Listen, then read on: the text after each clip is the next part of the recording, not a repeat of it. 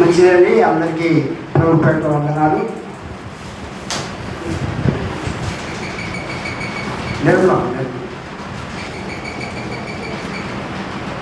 అంశ భాగం ఏంటంటే కోత విస్తారంగా ఉంది. కోత పోయాలంటే ఎవరు కావాలి? పనివారు కావాలి. కానీ దేవుడు ఏమంటున్నాడంటే కోత విస్తారంగా ఉంది, పనివారు కొద్దిగా ఉన్నారు. కనుక ఇప్పుడు కోత పోయడానికి ప్రభువే మాట్లాడినటువంటి ఈ అధ్యాయం. ప్రభు ఏమంటున్నాడంటే కోత విస్తారంగా ఉంది, కోత పోయడానికి పనివారు కావాలి.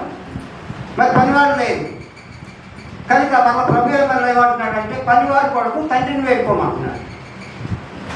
సంఘబిడ్డలుగా ఉన్నటువంటి మనకి దేవుడు అప్పగించినటువంటి బాధ్యత ఏంటంటే కోత విస్తారంగా ఉంది అంటే లోకంలో చూస్తే మనుషులు విస్తారంగా ఉన్నారు, కానీ దేవుని దగ్గరికి వచ్చేవాళ్ళు బహు కొద్ది మందిగా ఉన్నారు. మనం ఒక వీధిలోకి వెళ్తే ఎంతోమంది, కొన్ని వందల మంది మన ఎదురు పడతారు. వారిలో రక్షించబడిన వారు ఎంతమంది? ఏదైనా జరగరాని జరిగి ఆ వ్యక్తి చనిపోతే ఈ వందల మందిగా ఉన్నటువంటి వారిలో రక్షణ లేనటువంటి వ్యక్తిని మనం చూసినప్పుడు రక్షించబడిన నీకు నాకు మనకి మొదటిగా కలగవలసినటువంటి బాధ ఏంటంటే అయ్యో నా సహోదరి చనిపోయాడు, ఇతను ఏమవలేదంటే రక్షించబడలా. ప్రభు కొయ్యడానికి కోతలోకి అతను రాలేదు.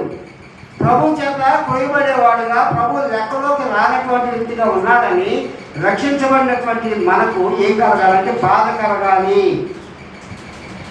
ఇది నాన్న ఒక కుటుంబంగా ఉన్నామంటే మన కుటుంబంలో ఒక 5 దేవుడు ప్రేమించి ఇచ్చినటువంటి పిల్లలను బట్టి మనం ఒక కుటుంబంగా ఉన్నప్పుడు మన కుటుంబంలో ఏదైనా కానీ ఒక ఎరుతు, అది ఎవరికైనా కావచ్చు, ఒక జ్వరం కావచ్చు, లేకపోతే బలహీనత కావచ్చు వచ్చినప్పుడు ఆ కుటుంబంలో ఉన్నటువంటి ప్రతి వ్యక్తి ఏమంటాడంటే అరే నా సహోదరుడు ఎంత బాగుండేవాడు, కలిసి ఎంత బాగుంది మాట్లాడుకునేవాడు, ఈ దినం చూస్తే వాడు మాట్లాడలేదు, మౌనంగా ఉన్నాడు, బలహీనతతో వ్యాధితో బాధపడుతున్నాడని అతన్ని బట్టి ఆ కుటుంబీకులు అందరూ కూడా వచ్చింది ఒకరికైతే అందరూ బాధపడేవారుగా ఉంటారు. అలాగే లోకంలో చూస్తే చాలామంది ఎలా ఉన్నారంటే దేవుడిని ఎరగని వారుగా ఉన్నారు. ఎరిగినటువంటి మనలను, ఇక్కడ ఉన్నటువంటి మనలను దేవుడు ప్రేమించాడు. నువ్వు లోబడిన దాన్ని బట్టి దేవుడు నీకు రక్షణ ఇచ్చాడు. నేను లోబడిన దాన్ని బట్టి దేవుడు నన్ను రక్షణ ఇవ్వటమే కాదు కానీ దేవుని సేవకుడిగా ప్రేమించి పని అప్పగించాడు. నువ్వు నేను మనం కలిసి ఏం చేయాలంటే దేవుడు మనకు అప్పగించేటువంటి పనులు ఎంతవరకు బాధ్యత కలుగుతున్నాం, భారం కలుగుతున్నాము అనే కోణంలో మనం ఏం చేయాలంటే ఇక్కడ ఆలోచన చేయాలి. అంశభాగం కోత విస్తారంగా ఉంది, పనివారు కొద్దిగా ఉన్నారు కనుక పనివారి కొరకు ప్రభువుని వేడుకోవాలి. చూద్దాం ఆలస్యం చేయకుండా లూకాసు వార్త 10వ అధ్యాయం, లూకాసు వార్త 10వ అధ్యాయం 1వ వచనం నుండి 7వ వచనం వరకు చదువుకుందాం. అట్టి తర్వాత ప్రభు 70 మంది ఇతరులను నియమించి తాను వెళ్ళబోవు ప్రతి ఊరిని ప్రతి చోటకిని తనకంటే ముందు ఇద్దరిద్దరుగా పంపినప్పుడు ఆయన వారితో ఇట్లనెను, కోత విస్తారంగా ఉన్నది కానీ పనివారి కొద్ది మందియే, కాబట్టి కోత యజమాని తన కోతకు పనివారిని పంప వేడుకునుడి.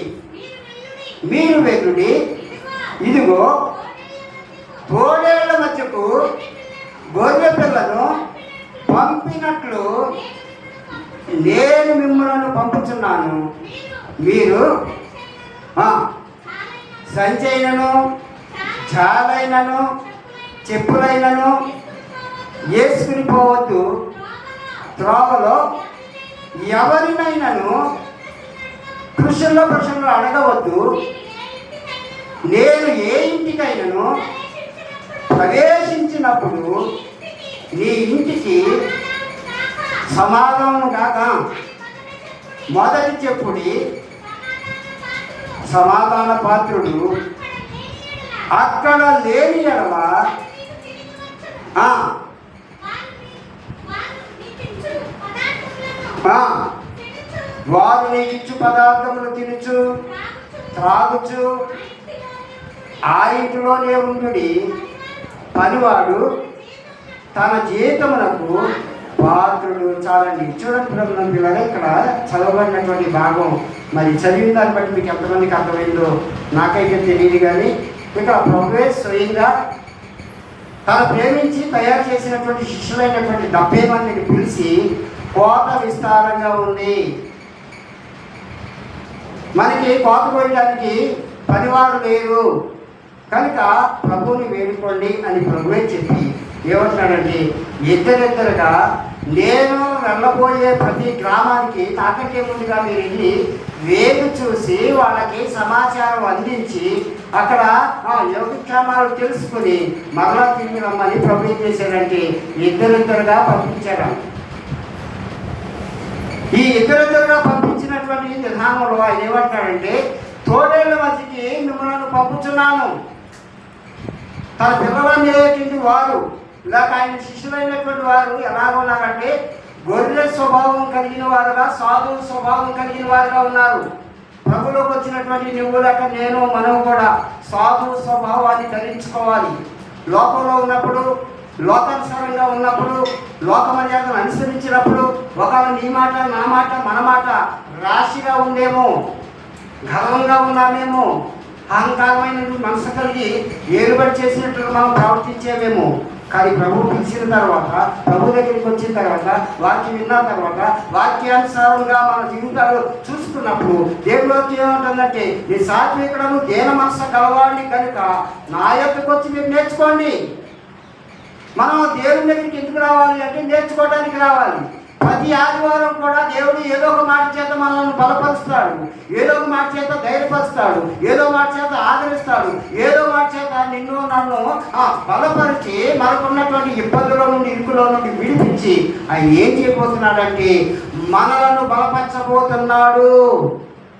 అందుకే మనం ప్రతి ఆదివారం దేవుడి దగ్గరికి వస్తున్నాం కనుక వచ్చేటువంటి మనం స్కూల్కి ఇప్పుడు పిల్లలు ఉన్నారు, ఉదయం 8 అవగానే అరే రెడీ అవ్వరా అని తండ్రి లేకపోతే ప్రోత్సహించి వాళ్ళకి స్నానాలు చేపించి టిఫిన్ పెట్టి ఏం చేస్తారంటే బ్యాగ్ ఇచ్చి వాళ్ళు వెళ్ళవలసినటువంటి స్కూల్ దగ్గరికి తిప్పుతారు.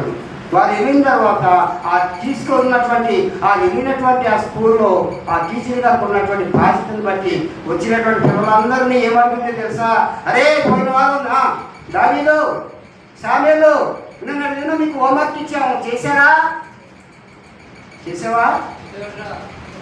చేసావంటే చేసానన్నాడు అనుకోండి, వెరీ గుడ్ అంటాడు. చేయలేదు అనుకోండి, అరే నువ్వు బుక్ తీసుకుని రారా అని ఏం చేస్తాడు టీచర్ గారు? ఏం చేస్తుందండి? కోటింగ్ చేస్తుంది. మామూలు మాట చెప్పదు, కోటింగ్ చేస్తుంది. అక్కడ మా నాన్న ఉన్నాడు, మా అమ్మ ఉన్నారని అనడానికి లేదు. అలాగే దేవుడు కూడా పోయిన వారం మనతో మాట్లాడాడు.